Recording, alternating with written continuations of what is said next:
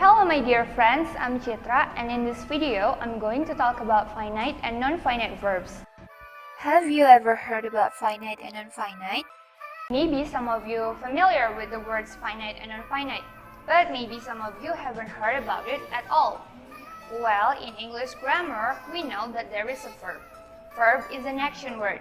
It is something that you do. It indicates an action, an event, and a state of being.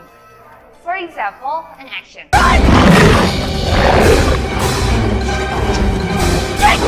An event. What happened to you? What's wrong? Hey! What happened? And a state of being. I'm always angry. Well, those are the examples of verbs. So, if you are running, you are working, you're shopping, you're celebrating, you're falling, and even you're getting angry, you're doing an action. Well, what is exactly finite and what is non-finite verbs? Let's see the deeper explanations about finite and non-finite verbs. Let's learn about finite and non-finite verbs. Finite means bound. A verb is finite if it's found in a clause or in a sentence in combinations with a subject and a tense. Finite can function as the root of an independent clause. It is the main verb of a sentence, so the verb must agree with the person of its subject, the number of its subject, and the tense that state the action performed by the subject. Let's see some examples. I love music. In the sentence, the verb love is finite because it agrees with the person of its subject. I is the first person singular. Now, look at the other sentence. She loves music. The finite verb agrees with the subject she. She is the third person singular. The verb changed from love to loves. I drive to school. Edward drives to school. Let's see some more example. The cupcake is on the table. The subject cupcake is in singular form. Now, look at the sentence. The cupcakes are on the table. The subject cupcake changed form into plural form. Then the verb is also changed from is to are. Finite verb agrees with the subject and as well as the tense. See this following example. I sunbathe every day. Indicate a present tense. Now look at the next sentence. Kate sunbathed yesterday. The sentence is in the simple past tense. As a result, the finite verb changes from sunbathe to sunbathed. Please pay attention to this example. In both sentences, there are two verbs, like and eating. So, can you guess which of the verb that is finite?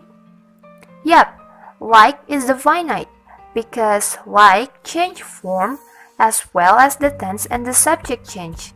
But here, the second verb, eating, do not change form because the verb is a non-finite verb. Well, what is non-finite verb? Unlike finite, non-finite verbs don't have any agreement with the subject. It doesn't change as per tense or as per person or as per number. Non-finite verbs do not perform any action in the sentence. In other words, it is a verb form which is not acting like a verb. For example, she is teaching a group of kids. In this sentence, the subject is in singular form and the sentence is in the present form. There are two verbs here, is and teaching. Let's look at another example. You were teaching a group of kids. Here, the subject is singular, but the sentence is in the past form. Here also there are two verbs, were and teaching. Now you can see that the verb is changed to were because is and were are finite verb. But the other verb teaching didn't change in both cases because both of the verb is not function as a main verb, and this is what we call non-finite. Non-finite verbs can function as noun, adjective, and adverb. There are also three kinds of non-finites: gerund, infinitives, and participles. I like jogging. Meditating is good for mental health. He enjoyed playing drums yesterday.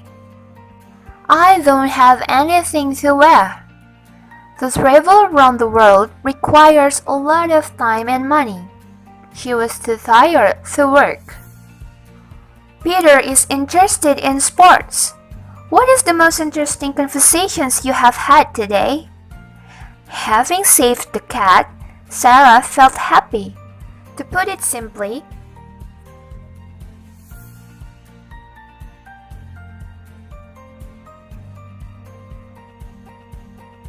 So now you know what is finite and non-finite verbs. I hope this video can help you to be perfect in English grammar.